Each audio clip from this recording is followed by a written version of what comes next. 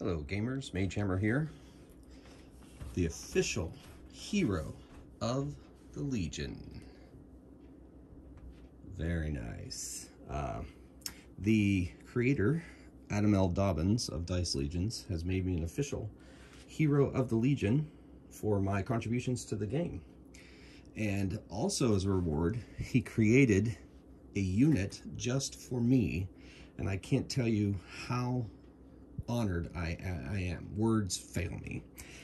So, of course, I have to play the unit honoring me. So here it is, Magehammer. So, as you can see, I can move 3 inches. I've ranged 5 inches, 3d6 hitting on 3s, melee, 3d6 hitting on 3s, and I have a 3 save, and I'm represented by a d8, so I got out my fanciest wizardy looking die that I have to represent my Magehammer. To make up for things, I have given the Meyer Swamp Forces 2 Carnage Beasts for this scenario. This, of course, is a homebrew scenario that I made. Once again, I'm using prizes. As you know, if you watched my last video, I really loved the prizes. I thought they were kind of fun, add a little extra dynamic to the battle. And so I've decided to do them again. The only one I'm not using is the cottage one because the cottage terrain I have available to me does not match the terrain that I have out of my Battleground Fantasy Warfare terrain, so I chose not to play it. But the rest of them, I decided to put them all in. Last time I only limited it to like 6. This time I increased the odds that the other team, or whatever, whichever team could find the 2, the crown and the diamond, which they must take off of the board. As a unit grabs it, claims it, and must escape off the board with it. As you're going to see in a few moments, I made the terrain a lot tighter. I've also added a terrain. Well, let me show you. By the way, hopefully you've had time to read my special abilities for Magehammer. Soul Shatter, Pip Slain, or damage dealt by Magehammer is never added to a loss count. That's huge. Thank you, Mr. Dobbyns. Attune, when a force containing Magehammer wins a roll-off, immediately restore 1 lost damage Magehammer. So I even regenerate. So it's extremely exciting. I love this unit, and I can't wait to see how it plays. This will be the first time I played it, by the way. I didn't do any play testing of it or anything before this. This is the first time that anyone, anywhere, is going to see the playing of Magehammer. Unless you guys played it at home after you saw it on the Facebook community, then you're welcome to it, because I'm just honored that it exists. And anyone can play it, and I want to spread the love. Okay, so in the meantime, sorry, let's get back to the scenario. I'm just so excited. Look at that. It's awesome. Thank you so much. It means a lot. All right, so let's reveal the terrain.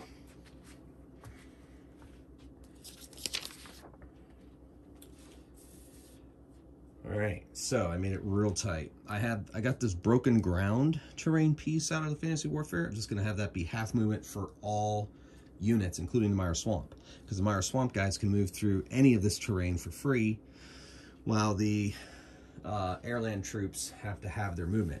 But I made it real tight, so the airlands are going to have a rough time. But I thought they were going to have a rough time last scenario, and they ended up winning. So let's see how this all plays out. Okay, so we'll go normal deployment, which is I do a roll off, and then I see which side wins, and then they deploy first, and alternating deployment. So the airland are the purple, and the Meyer Swamp are the poison green. So poison green will deploy first. Now, instead of a no man's land, I'm just gonna have them deploy on the other side, each side of the terrain. That's probably gonna easily actually average out to about 1 foot anyway. Let me measure it. Maybe it's further than 1 foot, which I think works out as well, because I want there to be a little bit of distance for them to go to get to the prizes. I've just divided the prizes up on this hill here and the water here. I don't know what these are. I shuffled them and I just laid them out randomly. This level of hill, of course, costs half a movement, and then to move to the next level of hill is going to cost half a movement. That's how I'm playing it for my homebrew here. So we'll see how that plays out. So Since my Drake Riders have really good mobility, I'm going to save them for last deployment. And instead, I'm going to deploy out my Gator folks, Gator kin mercenaries. They're going to head into the water. I'm going to go right over that hill and go to the water. The Knights are going to go over the broken ground. Gatorkin, Knight, Gatorkin. I'm sending them. They're going to be a force in the water. Then I'm going to deploy Scout. Going to head up the hill. Now I'm going to put the Goblin Archer Infantry over the rough ground, kind of. They can get into the rough ground, doesn't block line of sight, and they can take shots anyway. That goes for those prizes if I get those activations there.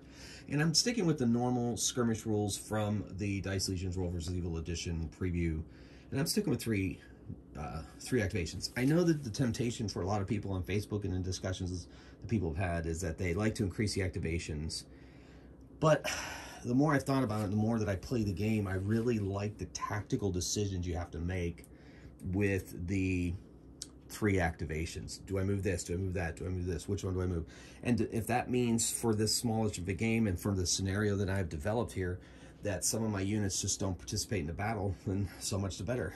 But as John Milton said, they also serve who stand and wait. So that's my philosophy on that. Okay, so where was I? Yes, I put out a Goblin Archer. Let's put out...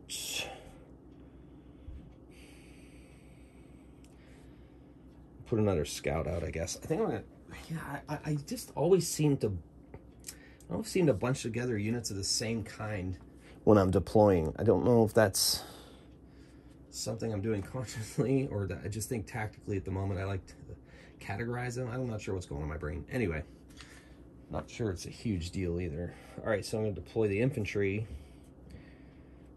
They're gonna, no, shoot. Probably should have deployed these guys because they're archers over the hill because it gives them an extra inch. Darn it. I guess I can switch this out. Can redeploy. My opponent doesn't mind, and I'll let him do the same if... Oh, wait, I am the opponent. Right, so I don't mind. Okay, good. I don't think that's game-breaking. All right, so 5, 6, 6. So back to here. Now, these Drake Riders, like I said, they can fly anywhere, so I'm just going to put them here. Keep them safe from arrows at first. Infantry. Sorry kids, I'm swapping out again. I think it's better for my scouts to head up on top of the hill. Drake. Infantry. Probably should mix and match, but I'm not. One more to go. Oh yeah, switch that over here. Carnage Beasts. They don't get free movement over anything. So I'm going to put them over the rough ground. That way they have the... I'm going to send one to the water. I'm going to send another one to the mountain. My opponent knows my plan, so... And then Magehammer. The almighty Magehammer. Well, he's not almighty. In my luck, he'll probably die in this game. So we'll see. All right, so he can... he doesn't blink, though. He's got to move like the regular saps. So...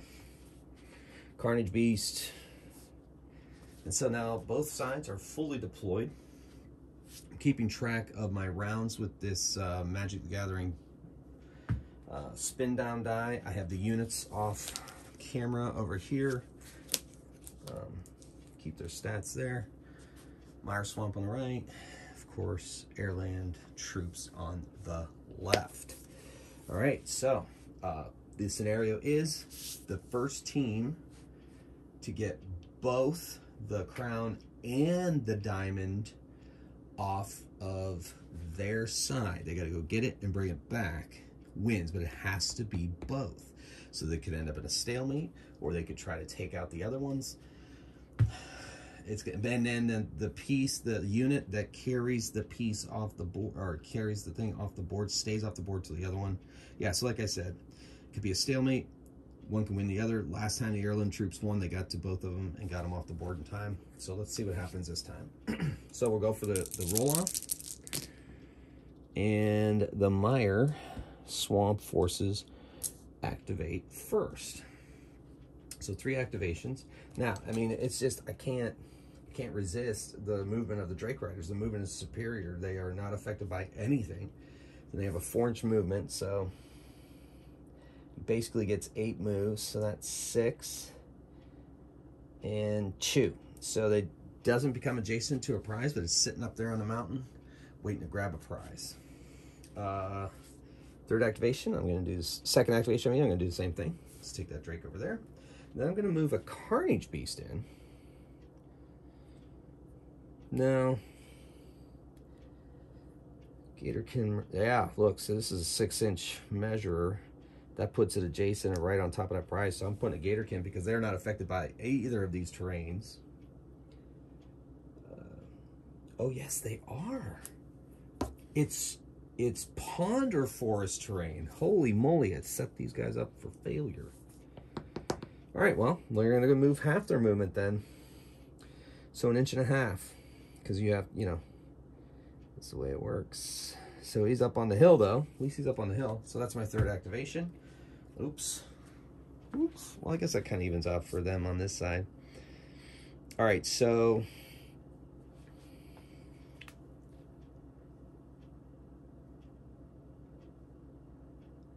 I'm going to send the Knights in. They move 2. If not in combat when activated before, they can get a 2-inch move for free, which is going to basically become 1 inch because they're going to hit that rough terrain. That's 1 activation. But I'm going to double it, and then double their move is 4 inches, which would be 8 inches. But since they're in rough terrain all the way through, that only puts them at 4 inches. So they're not adjacent to a treasure, so they can't claim it. The second Knight is going to do the same thing. And then my third activation, should I bring the Mighty Magehammer or have him be reserve and clean up and bring an archer? Let's bring an archer up here. The archers move, the scouts, they move 3 inches. So that's going to be, let's just call that 1 inch, I guess. And then they have to move 1 inch to have their movement, and then 1.5 inches to have their movement again, and puts them right there. So that's 3 activations on this side. No one has claimed a prize yet. So far, that these scouts have a 1-inch advantage to their range up on that mountain. Thinking of putting Magehammer up there too, because he can get that extra inch. Is huge because he already has a 5-inch range, so that'd be 6 inches. All right. Anyway, now we do a roll off. No pips were lost, so it's a straight up roll off. Meyer Swan pulls off an 11. Holy moly! The Airland pull off a 12. The Airland is going to take that. If Magehammer were wounded, he would heal, and also the Airland scouts, they get. If the forces of the Airland were when they roll off this round, one of their scout unit dice activates for free. It does not count towards the limit. So I might be able to get my scout. It's all rough terrain from here. So if he did a double move, that would be 6 inches, which is actually 3 inches. 1, 2, 3. That puts him on a prize. He's going to claim it. And oh boy. That is a trap. That unit discovers prize, suffers 3 unavoidable damage. So the scouts take 3 damage, and that increases their pip count 3.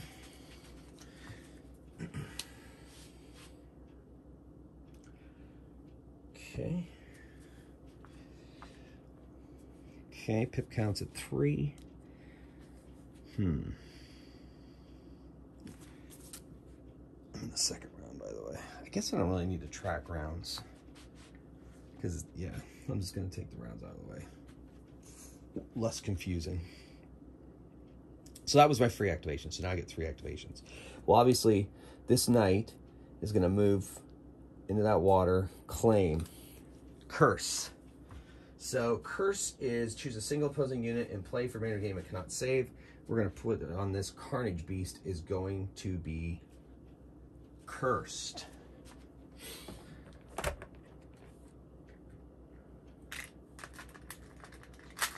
All right.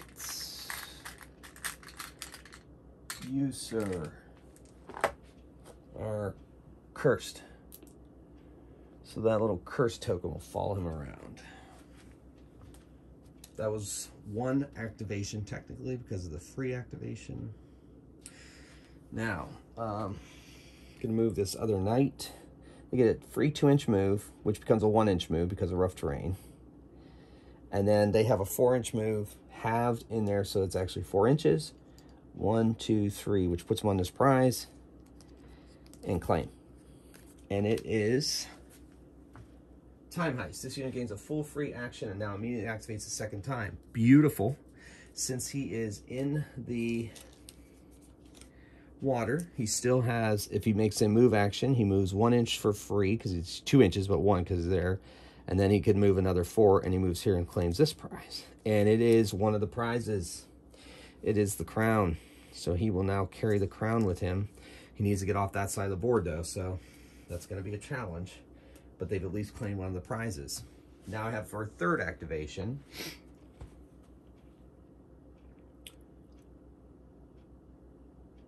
I think we'll activate Magehammer. So he'll move 1 inch.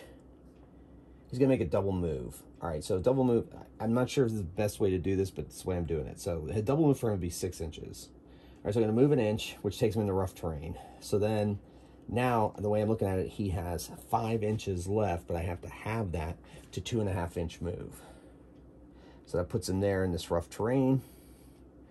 And then he's got a 5-inch range. He's not in range of any of the enemies, but he can shoot his Magehammer bolts at the people who try to take those prizes. All right, so the activation for them is over. Let's move over to the Meyer Swamp Forces. Well, this Gatorkin's a little upset that that guy claimed the thing, but their best bet is to try to find the crown. So these guys are affected by the move. This is still counted, this hill is still counted as rough terrain. Double check. Hills, granted units stand them additional, but do not offer cover while they're on top. You know what? It doesn't say anything about movement. Plus, these are flyers anyway. They don't have to worry about it. Huh, so hills don't affect movement. Oh wait, yes they do. Yes, there it is. Yep. So they do have movement. I was right. My instinct was right. Anyway, they don't have movement, so he's gonna move on to this prize and flip it. Ooh, it's a sword. He has Arcadian Steel. Close attacks issued by this unit for remainder game negates cover and secondary saves. Nice. So I'm gonna indicate, you know what, I think I'll just keep the sword under there to remind me, but still measure from, that's kind of bulky. Let me get another token to represent the sword. I used to have some Lego swords laying around. I don't want to take time to find it. So, let's do...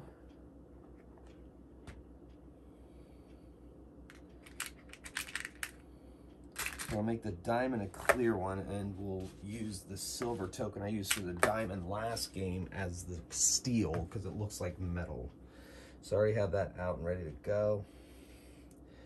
At least I thought there it is. So he has Arcadian Steel for the rest of the game. All right, so that was one activation. Second activation, going to the top of the mountain and fly the little Drake over there, flip over, uh-oh, sting. Unit discovers this prize suffers 1 avoidable damage. So he's at 5. That ups their pip count to 1.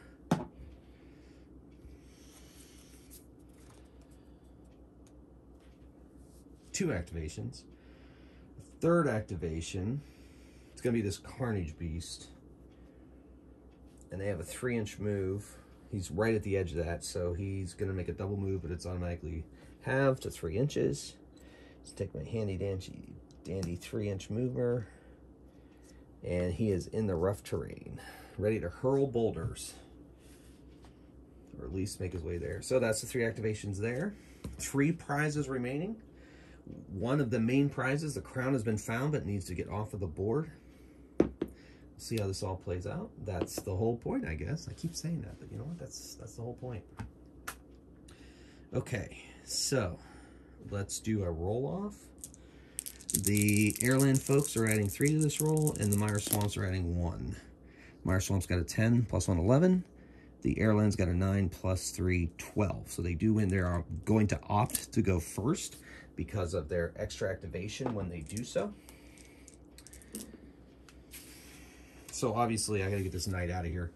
All right, so the knight can make a free 2-inch move, which in the rough terrain becomes a 1-inch move.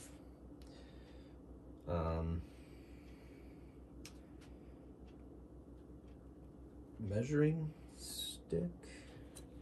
Got my 3-inch. Where's my 4-inch? Oh, there it is. Camouflaged. Gray against green, I guess, is camouflage. All right, anyway, so here we go.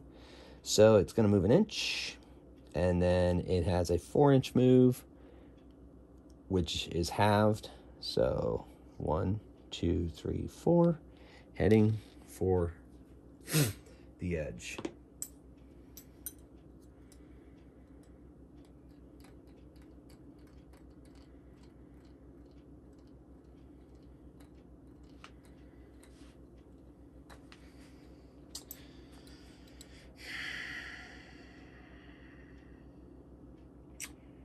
Free movement. I'm going to move one of the scouts up here, have him move basically to the edge, and then 1.5 inches.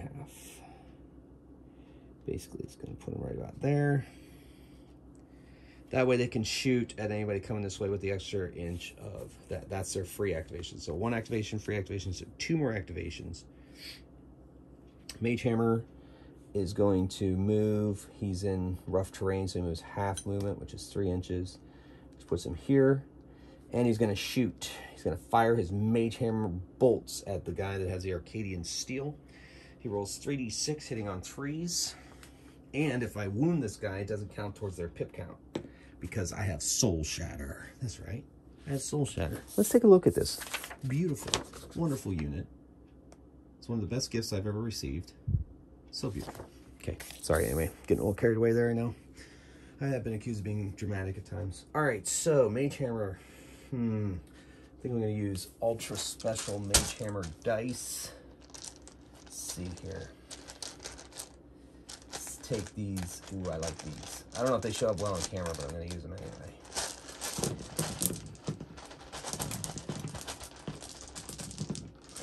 If I can find 3 of them. All right, there they are. All right. I like these dice. These are called Chessex Borealis dice. I guess if you put them under UV light and turn out the lights, they like have inner glow. Like there's a bunch of little lightning bugs, stationary lightning bugs inside. They're really cool. So these are going to be Magehammer's spell shots. All right, so these are, here come his Magehammer bolts. 3d6 hitting on 3s at this Drake Rider. And he hits 2 of them. The Drake Rider gets to save. Drake Riders save on 4-ups. So Drake Riders are orange. He's got 2 saves to make. And he fails both. Well, of course, because Magehammer shot him. Of course he's going to fail. Takes it down to 4 because Magehammer wounded him. Guess what? Doesn't go towards the pip count. All right, here we go. Get my Magehammer-y dice out of the way. So that is technically 2 activations, this Knight and Magehammer. This was a free activation. Let's go try to get another prize. So I'm going to send, they basically are going to get a double move, which is basically 6 inches. Because they start with 2, which is halved to 1. And then they have a 4-inch move, doubled as 8. Wait, am I doing math right? No, I never do math right. Oh, that's how it was added together. They have a 4-inch move, plus 2 inches is 6. And if you doubled it, that would be 12, but instead, it's a double move over to this piece. But that's a double move. That's all they get to do. Oh, Plague. This unit is now dying. It takes 1 unavoidable damage every new roll-off, and the other unit it touches also becomes infected. All right. Well, that's a bummer. So they're infected. I guess I should use a green for infection. So I'll use green for infection. I'll use red for curse. So the Carnage Beast is cursed, and this guy's infected. So that means one of these 2 is the... Oh, this is going to be interesting. All right, which brings us now to the Meyer Swamp activation. Now, this Carnage Beast isn't going to let that live. Carnage Beasts have a 5-inch range, so he's going to move an 1.5 inches, just as regular movement, right about there. And then he's going to throw boulders at that guy.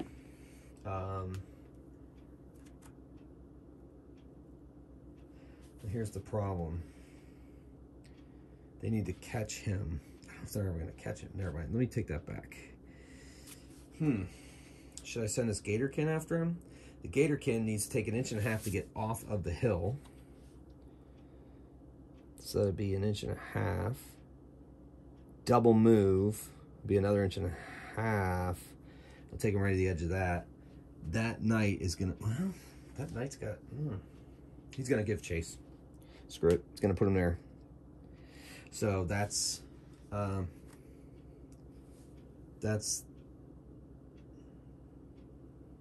their first activation. Okay, he doesn't have ranged weapons, but at least he's in a position to chase him next time. Now, should I send Arcadian Steel to engage Magehammer? No. Let's send this Drake Rider here. They can fly for free and claim seeds. So he creates a forest wherever the player so chooses.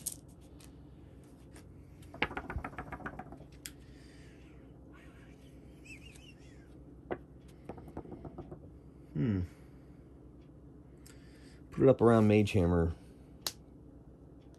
Because well, no, that provides Magehammer with cover. That's the last thing they want.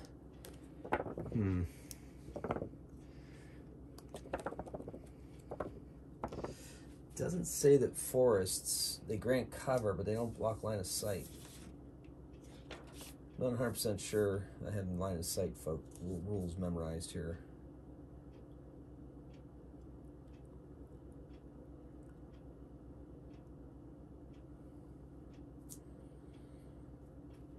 Just use my common sense, I guess. I can put it up and it'll block line of sight.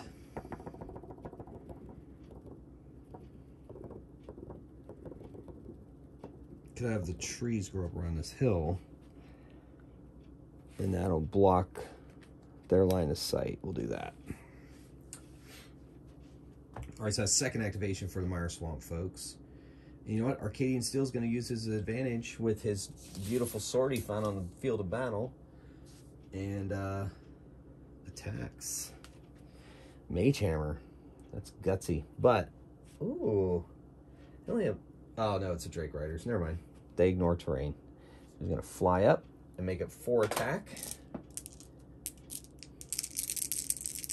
Hitting on 3s. All right, so, oof, they hit Magehammer pretty hard. That was a 6, sorry. So that's 4 saves that Magehammer has to make. And close attacks issued by this unit for remainder of the game negate cover and secondary saves.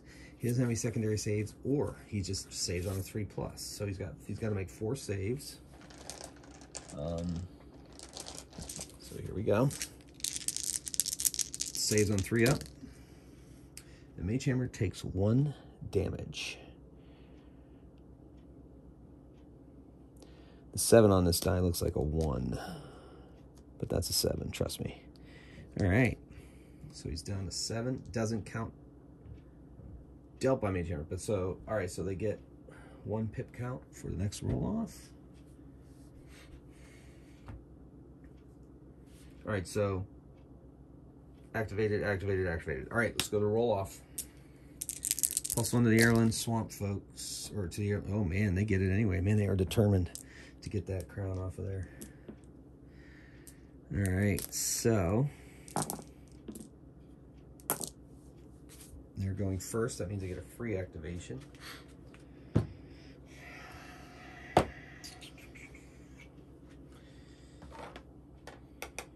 I gotta get this guy into cover. So technically, as I said before, it makes a double move, which is basically a single move for them is 6 inches. So double move is, or half move is 6 inches. So it takes into there. Not quite off the board yet, but into cover, half movement all the way through. Free activation. This guy moves 1.5 inches. And then, is he within? He is within 5 of them, so he's going to provide some cover fire for his knights. They hit on a 4. 1 hit. The Gatorkin save on a 3. And he does.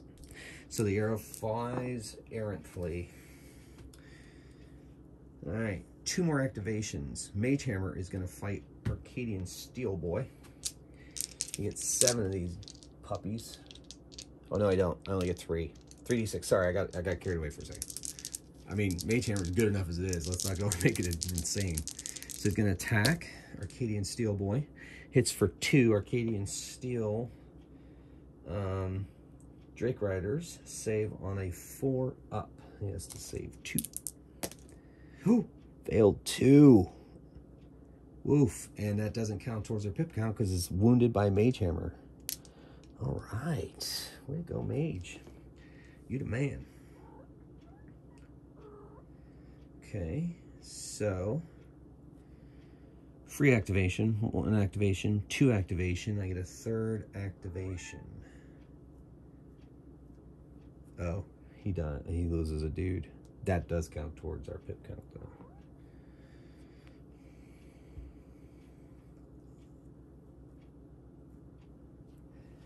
This unit is not dying. It takes 1 point every unit off. Any other unit touches also becomes infected. So we're going to go infect this Gatorkin.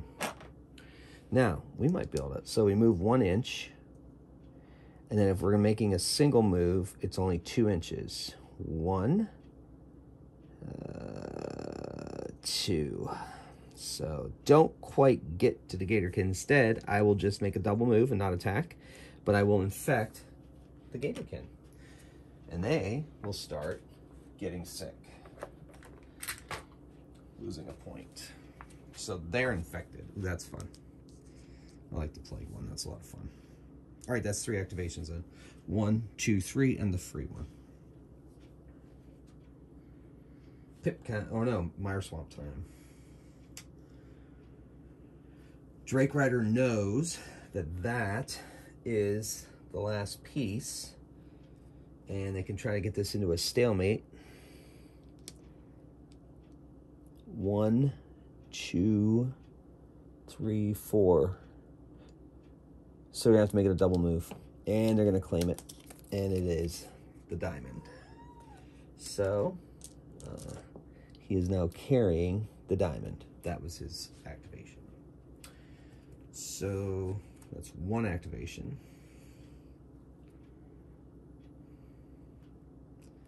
I know frequent watcher and my #1 fan of the channel, Chris, is going to be a little upset I didn't use these Goblin Infantry more.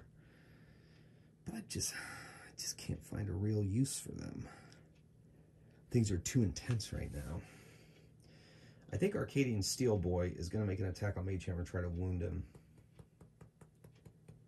Wait, did we have a roll-off since he got wounded? Should he have healed? Did we win one?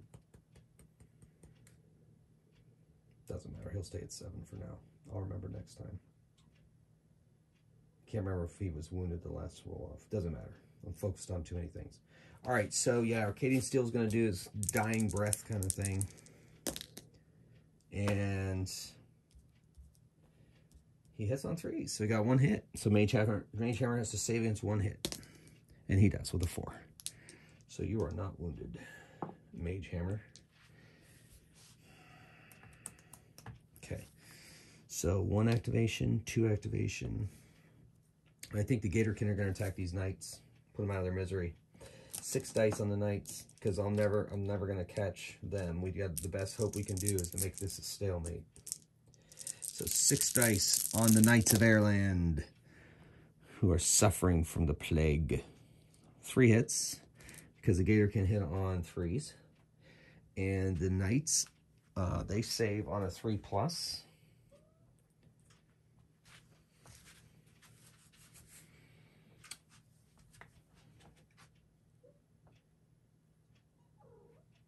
Oh, I also need to check for unavoidable damage when he slammed into them. Nope, so good. In the meantime, so he has to make 3 saves. Here we go. 3 saves. 3 saves. They save on 3-ups. And they take a point. That does add to their pip count for next roll off. Hi, Coco. I know. You want to get up here, but, well, you know, if you make it up here, you make it up here. All right. So, there we go. All right, so now we are on another roll-off. Ooh, Meyer Swamp wins it. So Magehammer does not regenerate. And Meyer Swamp, of course, is going to choose to go first. So he loses from the plague. So they go to 1. And they lose 1 from the plague. So they go to 1 for this new round. And they are going to get, he's going to fly for 8. Fly for 8.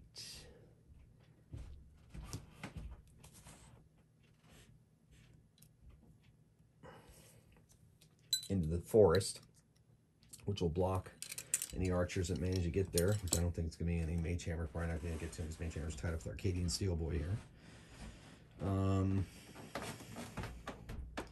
Yeah, there's no way that the best they can hope for at this point is a stalemate.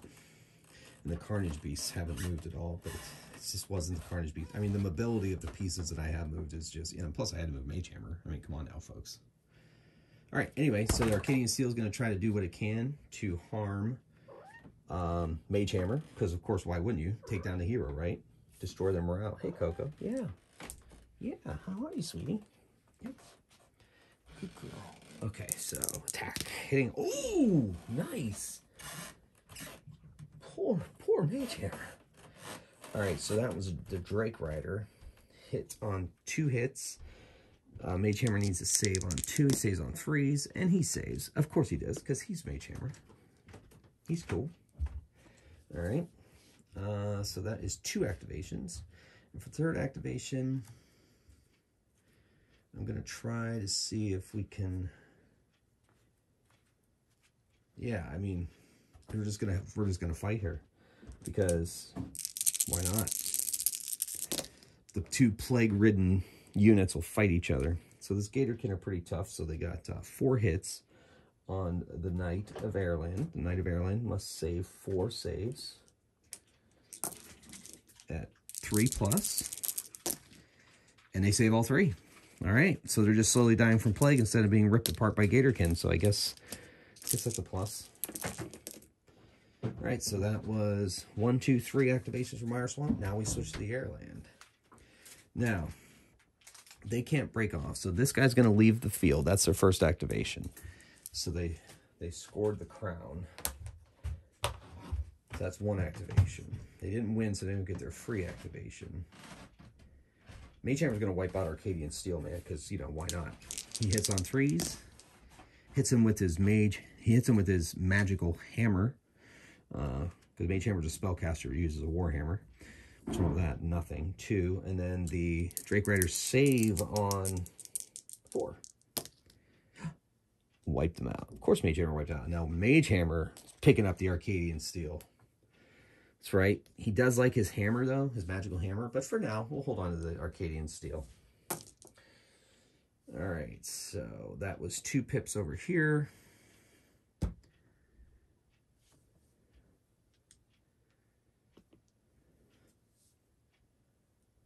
All right, so 1 activation, get off the board. Magehammer's a 2nd activation. And you know what? These knights are going to try to wipe out as best they... Well, they're not going to be able to wipe them out, but they're going to do the best they can to harm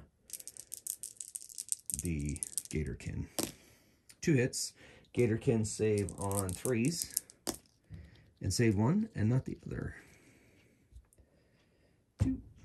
Oh, wait. Hits done by Magehammer don't count towards your pip count. So they're actually only at 2. All right. So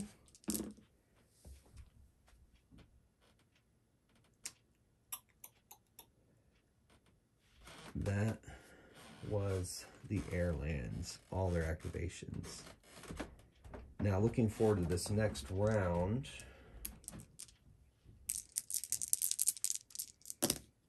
Meyer Swamp wins by a ton. So they will activate first. He will fly off the board, and that will end in a stalemate. There'll be no need to continue the battle. These guys are... Then these guys, he goes down to 2, and he goes down to 3, and they're both plagued, so that's fun. And that would add to their pip counts. But the game is over because both of those main pieces have left the field. But this battle ends in a stalemate. Fun. It was a lot of fun. All right, so, ladies and gentlemen, once again, Magehammer hit the field. And this, to my knowledge, is the first time that this unit for Dice Legions has ever hit the game table. So, once again, I can't thank Mr. Dobbyns enough for this honor, and I'm glad we all got to see Magehammer in action tonight. Even though it wasn't a definitive win, it's a win because this unit exists. So anyway, so the game, my scenario ends in a stalemate. It was a lot of fun. Not sure what's coming up in the future. I've been playing around with Frostgrave quite a bit, so once I learn how to play that, I think I'm going to make a couple videos on that. Pop in a Dice Legions game now and then. I think also there was a request on my channel to do a Learn to Play Cardfight Vanguard, my favorite trading card game. So I might do that in the upcoming weeks. So lots going on here on Magehammer's game table. As most of you know, I am a teacher, and my summer break is coming up, which will also increase my time to spend playing games, which I hope to share with you. I probably won't increase the amount of releases, but then again, I might. It's my channel. We'll just move as the spirit moves me. But most importantly, ladies and gentlemen, I want to thank you all for watching. I hope you enjoyed my little excursions on my gaming table. I want to thank Mr. Dobbyns once again for the honor. It's been my pleasure showcasing this game for the world, and there's a lot more to come. And I say this probably at the end of every video, but I cannot wait for the full game to come. I'm sure Mr. Dobbyns can't talk about release dates, but I am itching to play the entire thing. I want more units, I want more terrain, I want more everything Dice Legions. So in the meantime, ladies and gentlemen, keep on rolling dice and playing games. And this is Magehammer, Hero of the Legion, signing out.